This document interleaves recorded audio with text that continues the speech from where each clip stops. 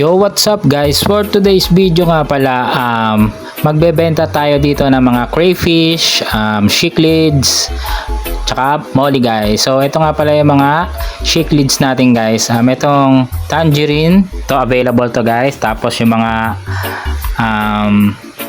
sunburst peacock, ayan, yung blue kenny. Tapos tong albino, ano to? Iceberg.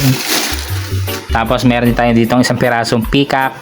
Tapos ano pa ba? Meron dito Venustus. Venustus ba yun?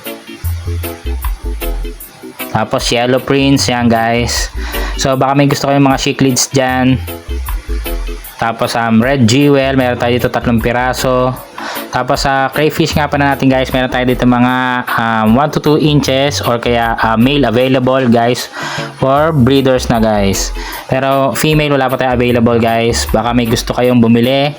So dito lang yan sa Tunasan, Muntinlupa guys. So PM lang kayo, kaya comment lang kayo kung saan yung location nyo guys. So pwede tayo magpa-deliver by the Lalamove or meet up, pick up guys. So yan guys, depende nga pala sa size yung mga price niyan guys. So PM lang kayo kung gusto niyo malaman kung ano magkano yung price niyan guys.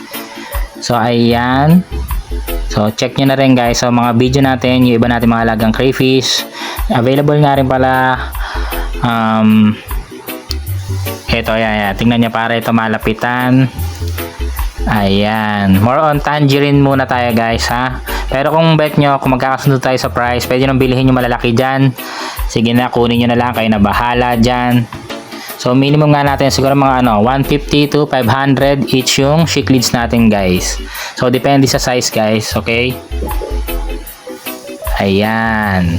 Kasi itong yung hammerhead tsaka yung albino na hammerhead, yung black tsaka yung white, hindi available yan ha. Pero kung depende sa offer nyo guys, kung maganda yung presyo nyo, sige, sa inyo na. Pero ayoko talaga ibenta yan kasi 'di ba, view yan dyan. So ayan. Tapos dito yung mga crayfish natin guys. So ayan, Australian red claw crayfish. Ayan, tsaka yung mga molly natin. Yung mga molly natin yan, medyo maliliit pa yan. Pero syempre pag umorder kayo, baka pwede na yan to out na yan guys. Ayan, marami tayong maliliit na molly. Ordinary molly nga lang pala to guys. Yan. So pwede niyan siguro para sa mga bata o kaya pang dagdag sa aquarium, yung mga mahilig sa small fishes dyan. Tapos sa mga crayfish, ito available tong malaking to, yung male crayfish natin na breeder na to. Yan, 4 to 5 inches, yan available yan. Tapos itong female natin na crayfish na color blue guys, yan. So depende sa usapan guys. Ano nyo na yan, presyuhan nyo na. Pag nagustuhan ko yung presyo nyo, sa inyo ko na ibibigay nga guys, diba? Maganda to pang breeder. Ito guys, ito diba, napakaganda. Ready na yan for breed guys, female and male available tayo. Kahit tigisa lang muna guys, wala pa tayong pantrio. So thank you for watching guys. Bye bye. PM lang kayo kung trip nyo bumili guys. Okay, bye bye.